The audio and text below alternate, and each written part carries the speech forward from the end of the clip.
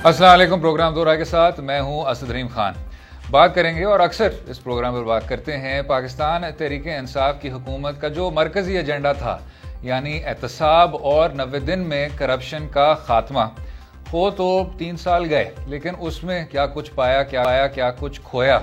एक जो तासुर जा रहा था कि एहतसाब को सिर्फ एक यक तरफा एक हथियार के तौर पर इस्तेमाल किया जा रहा था, और जो पाकिस्तान तहरीक इंसाफ के अपने अरकान या उनके अहम सियासी इत्तेहादी, उन पर नैब का जो घेराव था वो उतना वाज़ेह नहीं था जिस तरह अपोजिशन पर पाकिस्तान मुस्लिम लीग नवाज और पीपल्स पार्टी की लीडरान पर था।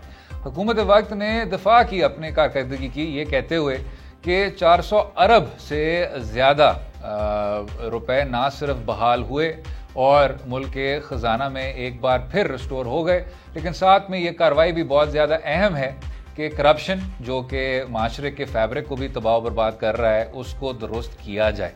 लेकिन साथ में जो क्रिटिसिज्म आई, चाहे कानूनी तज्ज़ियाकारों की जानिब से, प्रैक्टिशनर्स की जानिब से, और वो अशखास जिनको नेशनल अकाउंटेबिलिटी ब्यूरो ने गलत तौर पर रेफरेंसेस में शामिल किया, वो ये था कि ये मईशत के लिए और जो इकोनॉमिक प्रोसेसेस हैं, ब्यूरोक्रेटिक प्रोसेसेस हैं, उसमें उस तरह की रुकावटें ना पैदा करे जहां करप्शन नहीं हो रही या जहां मिस यूज ऑफ पावर उतनी ज़्यादा नुमाया ना हो। और इसी मसले को सामने रखते हुए ज़रा सुन लेते हैं वज़ीर आज़म इमरान खान साहब ने गुज़नो क्या फरमाया। वो लाना बड़ा मुश्किल हो गया ये नैब के खौफ से, तो अब हम नैब के कानून बदलने लगे हैं ताकि उनको आइसोलेट करें। ये जो हमारी ब्यूरोक्रेट्स है और बिजनेस कम्युनिटी है, तो उससे फिर हमें क्वालिटी के लोग मिल जाएंगे, वो जो अभी नहीं मिलते हमें सीईओज प्राइवेट सेक्टर से क्वालिटी के डरते हैं नैब की वजह से आते हुए, तो वो हमें एक प्रॉब्लम। अब याद रहे कि मुस्लिम लीग नवाज की हुकूमत ने भी इस पर गौर किया कि नेशनल अकाउंटेबिलिटी ऑर्डिनेंस 1999 का जो कानून है उसमें तब्दीली की जाए। चेयरमैन के जो पावर्स हैं, इख्तियारात हैं, वो शायद किसी कमेटी को मुंतकिल कर दिए जाएं।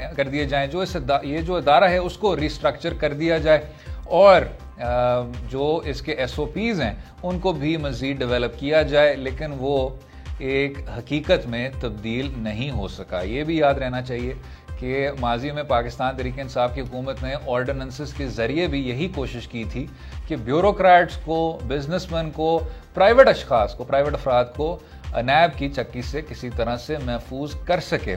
लेकिन ना सिर्फ हिज़्ब इख्तिलाफ की जानिब से भरपूर तनकीद, लेकिन साथ में जो तासुर भी गया था कि ब्यूरोक्रेसी, क्योंकि उसका एक अहम किरदार होता है करप्ट प्रैक्टिसेस को आसान करने में, फैसिलिटेट करने में, उनको इस कानून से भी महफूज नहीं करना चाहिए। एक बार फिर वो मुबाहिसा शुरू हो गया है।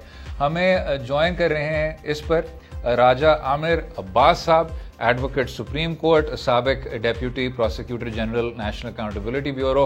उन्होंने इन तमाम इशूज़ को करीब से देखा हुआ है, प्रैक्टिशनर भी हैं इन द फील्ड। बहुत शुक्रिया राजा साहब शो में शामिल होने का, अपना कीमती वक्त देने का। हमें आदिल चट्टा साहब भी ज्वाइन कर रहे हैं, एडवोकेट हाई कोर्ट, जिनकी अपनी प्रैक्टिस में भी ना सिर्फ अकाउंटेबिलिटी केसेस का एक गहरा ताल्लुक है, उनको भी उन्होंने करीब से देखा हुआ है और पहले भी इस प्रोग्राम पर इस्लाहात की तजवीज़ कर चुके हैं।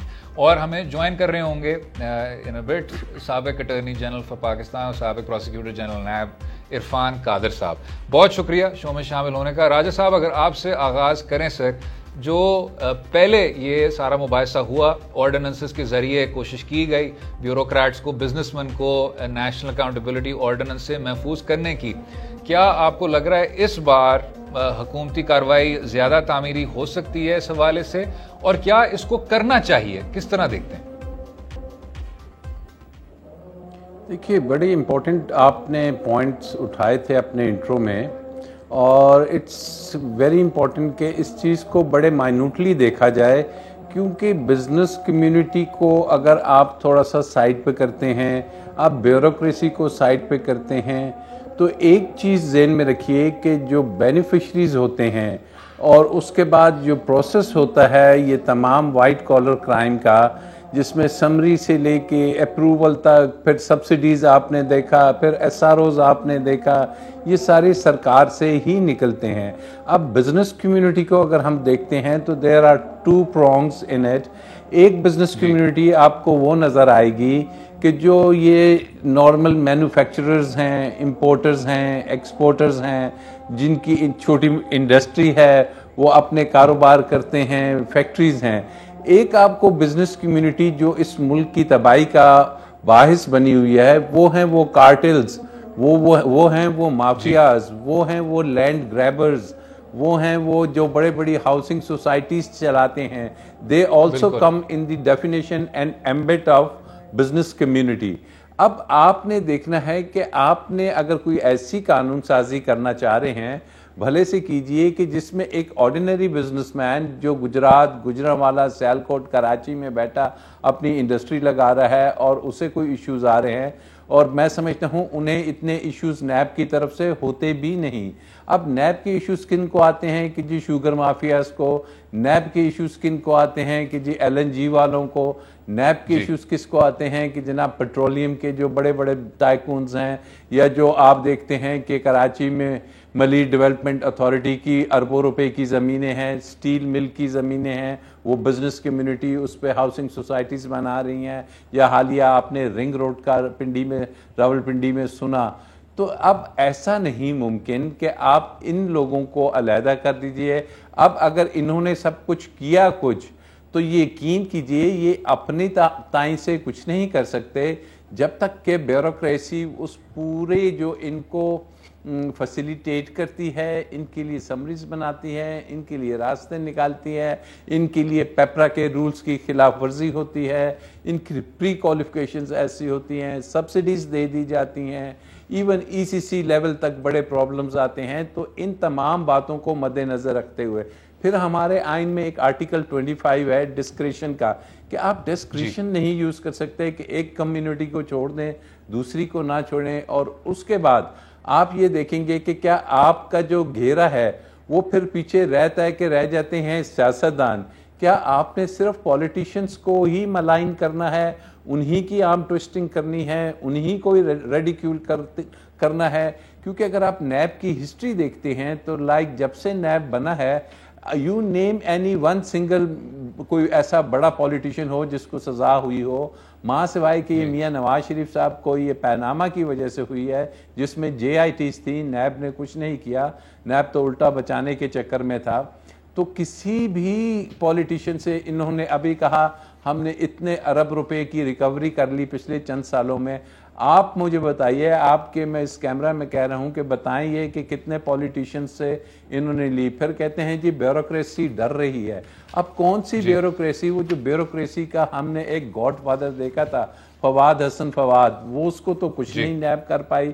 ہم نے دوسرا بیوروکریٹ دیکھا تھا احد چیمہ، اس کو تو کچھ نہیں کر پائی. اب وہ کون سی بیوروکریسی ہے کہ جس کو ڈر ہے؟ اور پھر بیوروکریسی کو کیا ڈر ہے؟ بیوروکریسی کیا بلیک میل کر رہی ہے؟ دو چیزیں دیکھنی ہیں.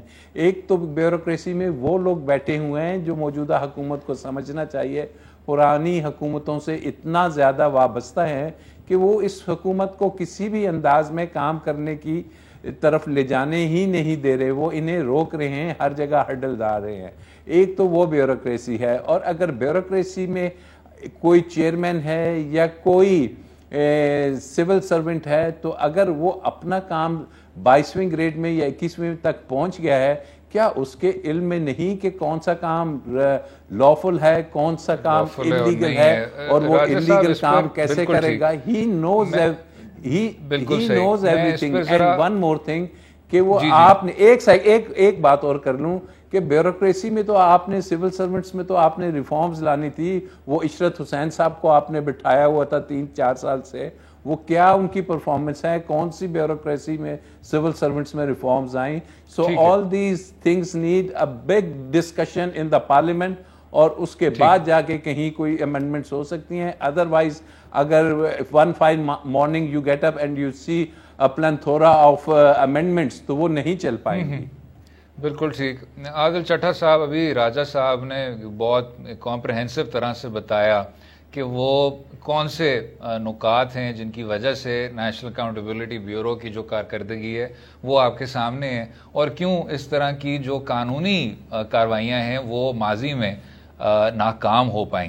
لیکن جو انہوں نے دو بڑے اہم نکات اٹھائے سیاستدانوں کے متعلق اور آپ کی سول سروس کے متعلق، سول سرونٹس کے متعلق. جناب آپ نے کافی یہ لاہور ہائی کورٹ کے بھی فیصلے، ان کے جو کیسز ہیں ان کو بھی قریب سے دیکھا ہوا ہے. ود ریگارڈز ٹو الیکٹڈ ریپرزینٹیٹیوز، چٹھا صاحب اس کو کس طرح حل کرنا چاہیے اور سزائیں کیوں نہیں ہو رہی؟ کیا نیشنل اکاؤنٹیبلٹی بیورو ایک ریکوری کا ادارہ ہے اور اس وجہ سے ان کو کنوکشنز کو اتنی زیادہ وہ ترجیح دینا نہیں چاہتے؟ کس طرح دیکھتے ہیں؟ Thank you Asad. اس میں نیب کے حوالے سے جو آوازیں اٹھتی ہیں اس میں قانون میں تبدیلی کے حوالے سے، اس میں دو طرح کی بنیادی طور پہ آوازیں شامل ہیں. ایک آوازیں تو یہ شامل ہیں کہ اس احتساب کے عمل سے کس طریقے سے ججز اور جنرلز اس میں شامل نہیں ہیں اور کسی طریقے سے ان کا بھی احتساب کیا جائے اور ان کو بھی اس میں شامل کیا جائے. اور دوسری آوازیں اس نوعیت کی اٹھتی ہیں کہ ہم بزنس مین ہیں تو ہمیں بھی اس میں سے نکالا جائے، ہم بیوروکریٹس ہیں تو بھی اس میں سے نکالا جائے. اور اس میں جو بھی کوئی تبدیلی ہوگی جیسا اس میں یہ جیسے ابھی پچھلے اسپیکر فرما رہے تھے، اس میں بڑا مائنوٹلی آبزرو کرنا پڑے گا کہ اس کی سب کیٹیگریز اس فیلڈ کی کیا ہیں، کون سی کیٹیگری کس جانب چیزوں کو لے کے جا رہی. جیسے ہاؤسنگ سوسائٹیز کا معاملہ ہے، چیٹنگ پبلک ایٹ لارج کے کیسز ہیں، کیا بزنس مینوں کو اگر ایک بلینکٹ اس کے اندر ایگزمپشن دے دی جاتی ہے تو کیا اس میں وہ بھی آئیں گے یا نہیں آئیں گے. اور جہاں تک جو آپ نے بیوروکریسی کی بات کی تو اس میں بیوروکریسی کے خلاف تو اور بھی بہت سے پلیٹ فارمز پر کارروائیاں ہو سکتی ہیں. For example efficiency and discipline rules کے اندر بھی ان پہ آمدن سے زائد اثاثوں کے کیسز بنائے جا سکتے ہیں، وہاں پہ بھی مس یوز آف اتھارٹی کے کیسز چلائے جا سکتے ہیں. پھر اسی طرح سے اینٹی کرپشن کے اندر بھی اس قسم کے کیسز چلتے ہیں. لیکن میرا خیال ہے کہ صرف یہ معاملہ بیوروکریسی کی حد تک یہ نہیں ہے کہ کیسز بنائے جا رہے ہیں. جس طریقے سے نیب معاملات کو لے کے چلتا ہے، میرا خیال ہے بیوروکریسی کی تنقید اس کے اوپر ہے کہ فار ایگزامپل آپ دیکھیں احد چیمہ 3 سال تک اندر رہے اور ان کے ٹرائل کے اندر صرف کچھ گواہ ہوئے تھے اس پورے عرصے کے دوران، اور 3 سال کے بعد ان کی بیل ہو گئی اور ان کا ٹرائل ابھی بھی اسی طریقے سے سلولی چل رہا ہے. اور اس کے ٹرائل کے دوران ان کے تمام عزیز و اقارب کو، تمام رشتہ داروں کو، ان کے سسر 75 سال کے تھے اور بہت بیمار تھے، ان کو بھی بار بار نیب بلا رہا تھا. تو یہ اس قسم نوعیت کے جو معاملات جس طریقہ کار سے معاملات چلائے جاتے ہیں نیب کی جانب سے، اس پہ میرا خیال ہے بیوروکریسی کے زیادہ تحفظات ہیں بنسبتاً یہ کہ جورسڈکشن کے حوالے سے. ٹھیک، اس پر وقفہ لیں گے، وقفے کے بعد جاری رہیے گا ہمارے ساتھ.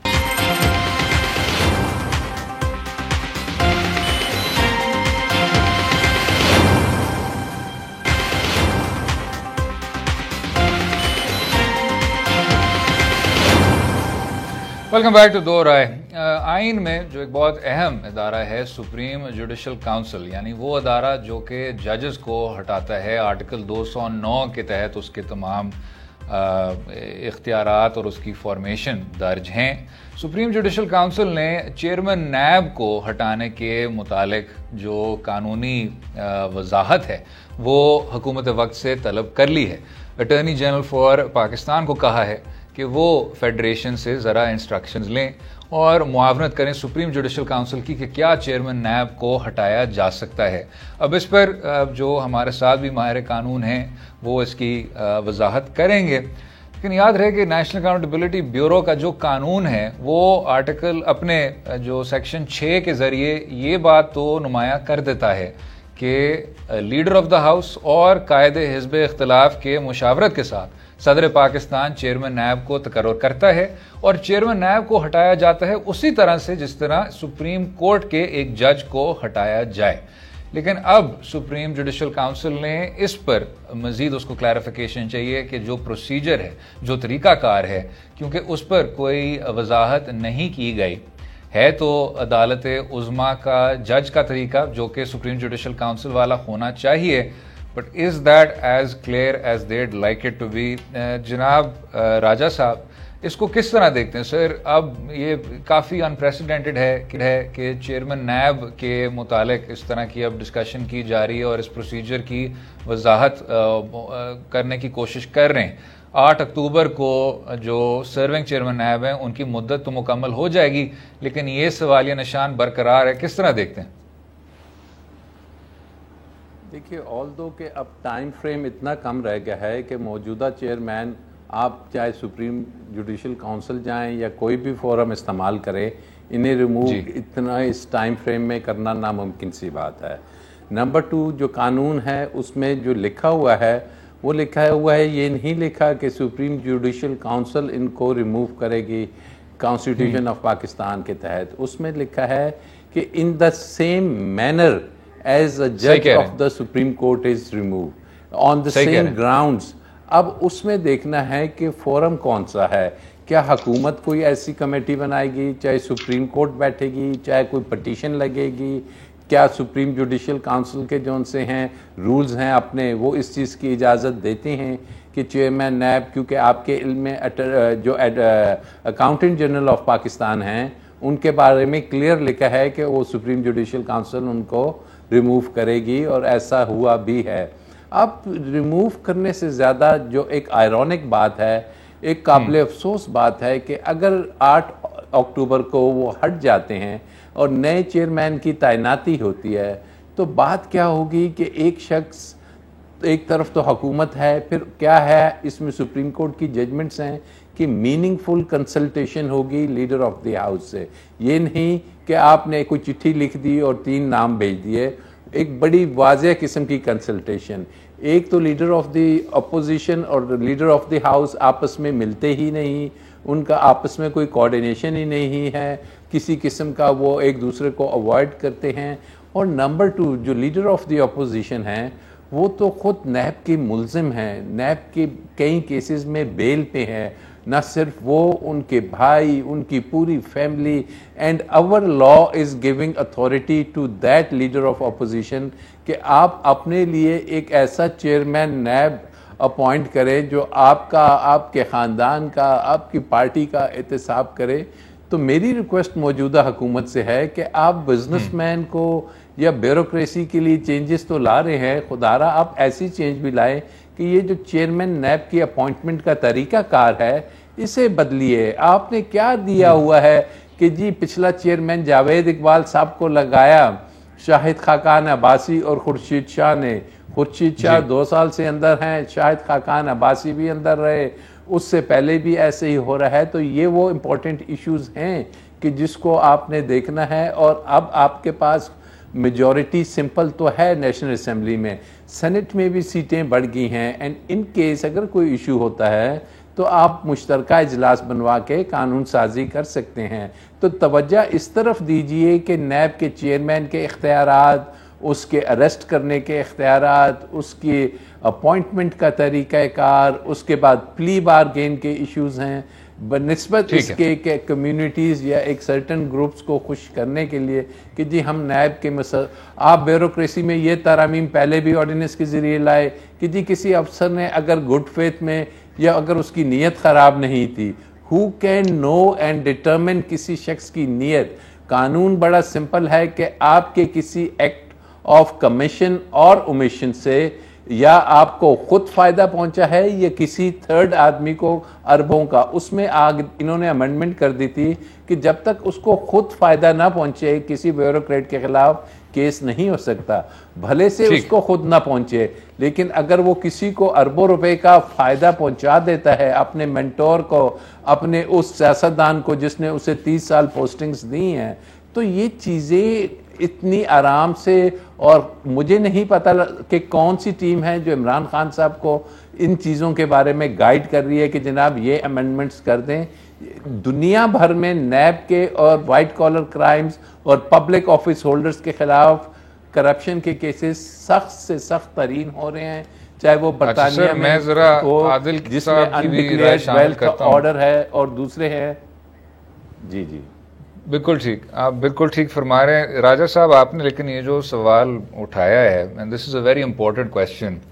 عادل صاحب, راجہ صاحب نے نہ صرف نیشنل اکاؤنٹیبلٹی بیورو کے جو چیئرمین ہیں ان کو ہٹانے کے متعلق تو جو اوپینین ہے وہ آپ کے سامنے ہے, لیکن تقرر کرنے کی بھی انہوں نے بڑا اچھا بتایا کہ آپ نے یہ واضح طور پہ اس قانون میں بھی اس چیز کو اس طرح امینڈ کیا ہوا ہے کہ لیڈر آف دا ہاؤس اور جو لیڈر آف دا اپوزیشن ہے وہ کنسلٹ کرتے ہیں اور پھر صدر پاکستان کو ایڈوائز کرتے ہیں اور اس کے بعد یہ اپوائنٹمنٹ ہوتی ہے.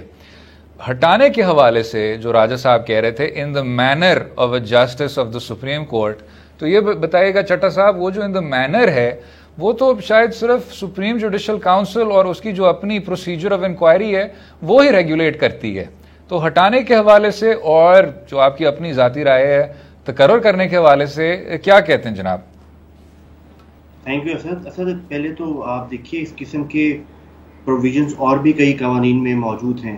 فار ایگزامپل اگر ہم کانسٹیٹیوشن کا آرٹیکل 168(5) دیکھیں تو اس میں آڈیٹر جنرل کے حوالے سے ہے that auditor general shall not be removed from office except in the like manner and on the ground as a judge of the Supreme Court. تو یہاں پہ مینر کا بھی ذکر ہے کہ مینر بھی وہی ہوگا جو فار اے جج آف دا سپریم کورٹ ہے. اب میں I like to read article section 6 of NAO, اس میں وہاں پہ ذکر ہے not be removed except on the ground of removal for the judge of the Supreme Court. تو نیب میں مینر کا ذکر نہیں ہے, لیکن کوئی بھی جو قانون ہوتا ہے اس میں جب کوئی اپوائنٹمنٹس ہوتی ہیں اس میں اس کی اپوائنٹمنٹ کا بھی اور ریموول کا بھی ذکر ہوتا ہے عام طور پہ. تو لہٰذا اس قانون میں کسی حد تک تو یہ بات درست ہے کہ یہ لیکونا ہے اور اس پہ اٹارنی جنرل کی اسسٹنس دی گئی ہے. لیکن ادروائز اوور آل اگر آپ اس لا کو دیکھیں اور اس نوعیت کے جو دیگر قوانین ہیں جیسے federal public service commission ordinance ہے 1977 کا, یا اس قسم کے جو اور قوانین ہیں جہاں پہ ریموول فرام آفس کے لیے وہی شرائط رکھی گئی ہیں جو ہائی کورٹ کے جج کے لیے ہیں یا سپریم کورٹ کے جج کے لیے, تو یہ نہایت واضح ہو جاتا ہے کہ یہ معاملہ سپریم جوڈیشل کاؤنسل کے پاس ہی چلے گا, کیونکہ ادروائز جو لینگویج ہے اس سیکشن کی وہ مستعار لی گئی ہے آئین کے انہی سیکشن سے اور ان دیگر قوانین کے ان سیکشن سے جہاں پہ یہ معاملات سپریم جوڈیشل کاؤنسل کے پاس ریفر کیے گئے ہیں.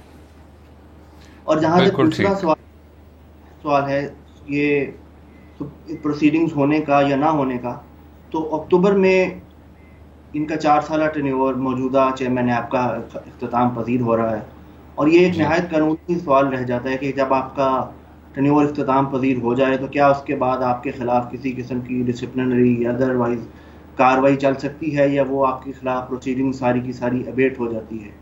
تو لہٰذا مجھے نہیں لگتا کہ ان چیئرمین نیب کے خلاف سپریم جوڈیشل کاؤنسل میں کوئی عملی منزل تک پہنچ پائے گی. بالکل ٹھیک. عادل چٹھا صاحب, راجہ عباس صاحب, لیگل ایکسپرٹس, پریکٹیشنرز, بہت بہت شکریہ شو میں شامل ہونے کا, اپنا قیمتی وقت ہمیں دینے کا اور ان اہم قانونی نکات سے ہمیں آگاہ کرنے کا. اسی پر وقفہ لیں گے, وقفے کے بعد کچھ بین الاقوامی امور پر آئیں گے جو افغانستان میں انخلا ہونے کو جا رہا ہے, اور اس میں وزیر اعظم پاکستان اور صدر افغانستان کے جو آپس کے بیانات. اسٹے ود اس.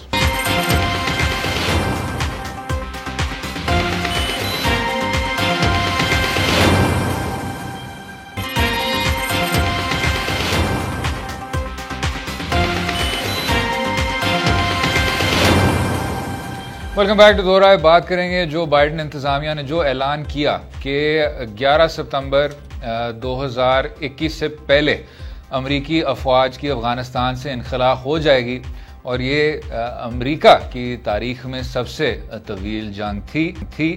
لیکن جس طرح خاتمے کی طرف بڑھتی جا رہی ہے, جو افغانستان میں زمینی حقیقت ہے وہ بہت زیادہ تبدیل ہو رہی ہے. اب نہ صرف افغان طالبان ڈسٹرکٹ پر قبضہ کر رہے ہیں, لیکن ساتھ میں جو افغان نیشنل آرمی ہے وہ جس رفتار پر ہتھیار ڈال رہی ہے, ہاتھ کھڑے کر رہی ہے, اس نے خطے میں جتنے بھی اسٹیک ہولڈرز ہیں ان کو بھی ایک طرح سے ڈسٹرب کیا ہے. تشویش کا باعث بنی ہے کہ افغانستان کتنا غیر مستحکم ہوگا آنے والے دنوں میں. اور اس کے ساتھ ساتھ جو ایک سائیڈ بار پر بات چل رہی ہے وہ ہے صدر اشرف غنی صاحب نے جو بات کی کہ اسی انخلا میں اور اسی پیس پروسیس میں جو سب سے بڑا کردار ہوگا وہ پاکستان کا ہوگا. اب پاکستان کے فارن آفس کا موقف یہی ہے کہ اس میں جو پیس ہے یا جو پیس پروسیس ہے وہ افغان لیڈ ہونی چاہیے, اور اس میں افغان شہریوں کا مرکزی کردار ہونا چاہیے, کسی اور ریاست کا نہیں. اور جب صدر اشرف غنی صاحب نے یہ بھی کہا کہ افغانستان کے چاہنے والے اور جو افغانستان سے محبت کرتے ہیں, اور اشارہ وہ کر رہے تھے افغان طالبان کی طرف, ان کو ڈورینڈ لائن پر کوئی سمجھوتا نہیں کرنا چاہیے. اس پر بھی ریاست پاکستان نے اس کی بھرپور مخالفت کی. اور جو وزیر اعظم عمران خان صاحب نے بھی ابھی فرمایا, صدر اشرف غنی صاحب کو بھی کہہ رہے تھے, پاکستان کو بار بار اس تمام انخلا سے اور جو افغانستان میں ایک طرح سے استحکام کا ایک بحران ہے اس سے جوڑا نہ جائے. ذرا سن لیتے ہیں کیا کچھ انہوں نے کہا. President Ashraf Ghani mentioned Pakistan's negative role in this conflict going on in Afghanistan. President Ghani, let me just say that the country that is going to be most affected by turmoil in Afghanistan is Pakistan. Pakistan suffered 70,000 people dead. The last thing Pakistan wants is more conflict. I can assure you that no country has tried harder to get Taliban on the dialogue table than Pakistan. We have made every effort, short of taking military action against Taliban in Pakistan, we have made every effort to get them on the dialogue table and to have a peaceful settlement there. To blame Pakistan for what is going on in Afghanistan, I feel is extremely unfair.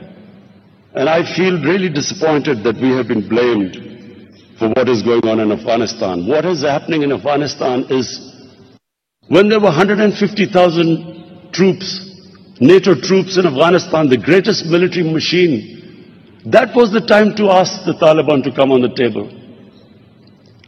Why were the Taliban going to compromise when the exit date was given and there were only a few thousand American troops left? Why would they listen to us when they are sensing victory? اب اسی پر ہمیں join کر رہے ہیں senior دفاعی تجزیہ کار اکرام سہگل صاحب. بہت شکریہ اکرام صاحب شو میں شامل ہونے کا, ہمیں اپنا قیمتی وقت دینے کا. سب سے پہلے سر یہ بتائیے گا, جو پاکستان کو قصوروار ٹھہرایا جا رہا ہے افغان حکومت کی جانب سے, آج کچھ عوامی نیشنل پارٹی کے سابق سیاستدانوں نے بھی سوشل میڈیا پر کافی یہ بھرپور تنقید کی کہ جی یہاں خانہ جنگی کی کوئی صورتحال نہیں ہے, یہاں پاکستان کو مداخلت نہیں کرنی چاہیے. تو اس کرٹیسزم کو سامنے رکھتے ہوئے سر آپ کس طرح دیکھتے ہیں اس چیز کو؟ کیا یہ جائز ہے, کیا یہ تعمیری ہے, کس طرح دیکھتے ہیں؟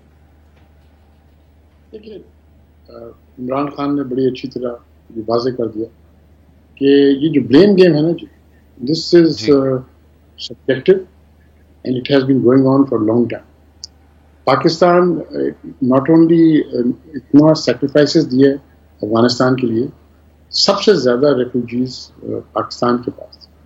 پاکستان کی جو اسپل اوور ہوا, یہ تحریک طالبان پاکستان یہاں بن گئی, وہ کدھر سے بنی؟ وہ اسی مسئلے میں کڑی تھی. پاکستان فوج نے, پاکستان شہریوں نے بہت بڑی سیکریفائس دی اس کے لیے. اس کے اندر بہت سے ہمارے لوگ شہید ہوئے, بہت سے وونڈیڈ ہوئے, بہت سے انجرڈ ہوئے, اور سب سے بڑی بات کہ ہماری اکانومی شیٹر ہوئی. ہم نے کیونکہ یہ بڑا جلدی ہم نے جلد بازی کی, ایکسیپٹنس آف امریکن بیسز ہے, امریکن ٹرانزٹ روٹس ہے. دیکھیں اب سوچیں ایک بات کہ افغانستان میں تو وہ روڈ بنا سکتے تھے, بٹ جو یہاں سے ہیوی اکوپمنٹ جاتی تھی وہ روڈ ٹوٹ رہے تھے, اس کا تو کسی نے پرواہ نہیں کیا. اچھا, اب بات یہ ہے کہ یہ اشرف غنی صاحب ہوں یا جتنے بھی ہوں, تھوڑے دن کے بعد یہ پاکستان میں ہوں گے.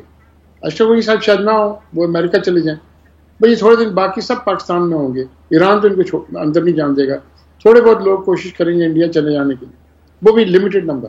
میکسیمم لوگ جو ہوں گے وہ یہاں پر آئیں گے اور کوشش کریں گے کہ اسلام آباد میں اور کوئٹہ میں شہر کریں, اور پھر وہ بلیم گیم کرتے جائیں گے.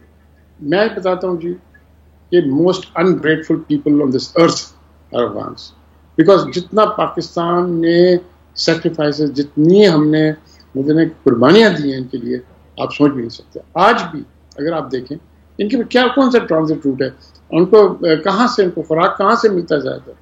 یہاں سے جو آٹا جاتا ہے, اگر یہ آٹا نہ جائے تو ہمارا روٹی کی قیمت کم ہو جائے. یہاں شوگر جو جاتی ہے ان کی جاتی ہے, بہت سی چیزیں ہماری اسٹیپل فوڈ جو ہے وہ ہمیں امپورٹ کرنا پڑتا ہے کیونکہ وہ آگے افغانستان چلی جاتی ہیں. That also without proper export ports border پہلے ہوتے تھے. خیر ابھی تو تھوڑا کنٹرول ہو گیا. بات بڑی سمپل ہے. دی افغان جو رولنگ ایلیٹ ہے, جن لوگوں نے سب نے دبئی میں اپنے بڑے بڑے گھر بنائے ہوئے ہیں, پیلسز بنائے ہوئے ہیں, ولاز بنائے ہوئے وغیرہ وغیرہ, وہ اب اپنے اینڈ گیم آ گئے ان کے لیے. اور یہ وہی حالت ہو رہی ہے جو جب سوویت یونین نے چھوڑا تھا یہاں پر رشیا کے بعد. اس میں تھوڑے دن تو خیر ناردرن الائنس کی گورنمنٹ آ گئی تھی, امت شاہ مسعود کی, لیکن at the end of the day وہ افغان آرمی میلٹ ہو گئی. لیکن that army was a much tougher army.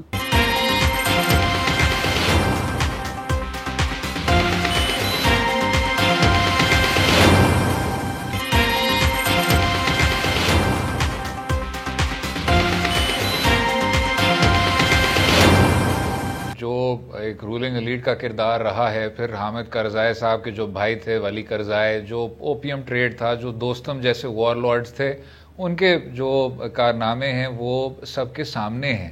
تو ان کی بغیر دفاع کیے سر, اور اس بے تحاشا ظالم آکیوپیشن کی بغیر دفاع کیے, اور یہ بہت اچھی بات ہے کہ آخرکار انخلا ہونے کو جا رہا ہے. جو رپورٹس آ رہی ہیں, گراؤنڈ رپورٹس آ رہی ہیں کہ طالبان ٹیک اوور کر رہے ہیں اور وہاں اسی شدت سے اپنا نظریہ نافذ کر رہے ہیں جس طرح انہوں نے 90 کی دہائی میں کیا تھا.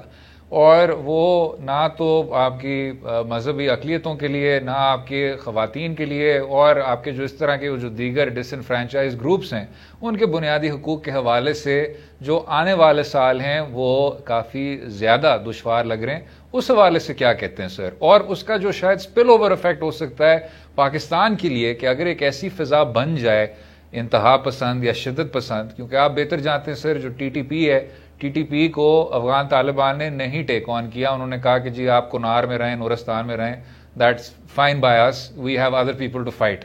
تو ان تمام ایشوز کو سامنے رکھتے ہوئے will this be a stabilising force for Pakistan? Not at all. اس لیے نہیں ہوگی کیونکہ دیکھیے جتنا بھی کوشش, اور دیکھیں اس دفعہ یہ بڑے میچورلی ایڈ کر رہے ہیں. آپ نے بالکل صحیح کہا کہ دیکھیں پہلا انہوں نے کیا کہ بارڈر ایریاز کو کنٹرول کیا, بارڈر چیک پوائنٹس کو, بارڈر کراسنگس کو کنٹرول کیا. اس کے بعد جو ان کو سرنڈر کرتا ہے ان کو یہ آرمز ایمونیشن سے لے کے ان کو گھر جانے دیتے ہیں, ان کو پرزنر نہیں رکھتے. ٹھیک ہے نا. تو میچورلی اکا دکا انسیڈنٹ ضرور ہوئی ہیں, لیکن اس وائڈ اسکیل اس سے نہیں ہوئی ہے جو پہلے مجاہدین کے زمانے میں ہوئی تھی. تو میچورٹی تو ہے, لیکن میچورٹی اپنی جگہ ہے. اور وہ کیا کریں گے؟ یہاں پر جو سلیپر سیلز تھے ٹی ٹی پی کے, یہاں پر جو پاکستان آرمی نے سکسیسفل کاؤنٹر انسنسی کی ہے, سکسیسفل کاؤنٹر کی ہے, اور بولتے ہیں کہ یہاں پر کافی امن لائے ہیں. آپ سمجھتے ہیں کہ کمپلیٹلی ایریڈیکیٹ کر دیا ان کو شہروں سے؟ ہمارے شہروں میں ان کی ابھی تک قائم نہیں ہے ان کی. نیچرلی وہ جب ان کی تھوڑی بہت سیٹل ہو جائیں گے, اور دیکھیں یہ تو اس کی بات نہیں کہ یہ ٹیک اوور ضرور کریں گے طالبان, یہ ٹائم ہے, اور ٹائم کے علاوہ وہ کتنا اکوموڈیٹ کرتے ہیں. میں سمجھتا ہوں طالبان ضرور اکوموڈیٹ کریں گے کچھ لوگوں کو اس طرح, کیونکہ دنیا کو بھی انہیں ایک اس دفعہ دکھانا ہے ایک فیس کہ بھئی ہم بھی دنیا کے ساتھ بولتے ہیں کوآپریٹ کر سکتے ہیں, ہم ان کے ساتھ ہم وہ طالبان نہیں ہیں جو ہم 20 سال پہلے ہماری ایک امیج تھی. لیکن میں سمجھتا ہوں سب سے بڑی پرابلم ہماری یہ ہے کہ ہم کچھ بھی کر لیں, یہ اسپل اوور ہمیں ضرور ہوگا. اور اسپل اوور اس لیے ہوگا کہ یہاں کو جو ہم نے جو کچل دیا ہے لوگوں کو, ٹی ٹی پی کو, ان کی سیلز وغیرہ کو, وہ پھر کوشش کریں گے کھڑے ہونے کے لیے. اور وہ ان کو وہ چاہے نہ چاہے ان کی لوکل جو ہے نیچے والے جو ہیں وہ ضرور ان کو سپورٹ کریں گے, آرمز ان کو دیں گے, لاجسٹکس کی دیں گے, سیف ہیون دیں گے. آپ کو پرابلمز آئے گی. میں نے کچھ 1-2 دن پہلے پروگرام میں بھی یہی کہا تھا کہ پاکستان کو اس میں اس میں نہ ہونا چاہیے. اور یہ تو ٹھیک ہے, چھوڑیں یہ اشرف غنی جو بولتے ہیں یہ تو پاسنگ وہ ہے, تو بولتے بولتے یہ چلے جائیں گے. لیکن پرابلم یہ ہوگا کہ لانگ ٹرم پرابلم پاکستان میں جب تک ایک کمپلیٹلی میں سمجھتا ہوں کہ میچورٹی نہیں ہوگی, اور انڈیکیشنز آر دے, یہ نہیں کہ انڈیکیشن نہیں ہے, بٹ اگر وہ اسٹیبلائز ہو کے اپنا ٹرن کرتے ہیں پاکستان کی طرف, تو میں I am sorry we are in for a long haul again. وہی ٹیررزم باقی اسٹریٹس میں آ جائے گی, وہی پرابلمس آ جائے گی اپنے ایریاز میں, ایجنسیز میں, وہی پھر بم بلاسٹ شروع ہو جائیں گی, وہی ٹیررسٹ ایکٹیویٹی شروع ہو جائے گی. بالکل صحیح. سینئر دفاعی تجزیہ کار اکرام سہگل صاحب, بہت شکریہ شو میں شامل ہونے کا, اپنا قیمت کا, اور اسی پر کلوز کریں گے. امید ہے آپ کو آج کا پروگرام پسند آیا ہوگا. اپنی رائے سے بھی آگاہ کیجیے اور اجازت دیں کل تک. خدا حافظ.